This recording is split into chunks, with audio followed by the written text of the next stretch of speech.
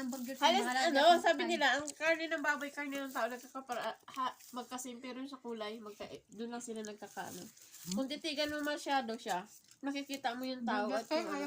Pag mapanghe, inihiyan yun. Maanghang oh. May sili. Pag walang sili yan, hindi yan maanghang. Te. Tuyo! Boy! Hmm? Ang tuyo ba? Hindi na naman si Joy. Ay, Saan galing yung tuyo? Sa mga kapitbahay. sa damam. Ako dyan pala oh. Yan oh. Galing sa damam. Dilis.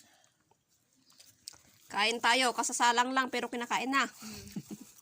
Bibiin niya mabuang. Kahit bumabagyo, umaaraw pa rin. Gago.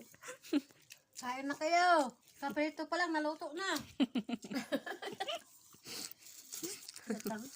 Iba talaga si Marcos mag-isip. Ano ba? Kain mo nga. Bibigyan sana namin kayo, wala pa ibibigay. Hindi. Hindi. Ano nasabi niya?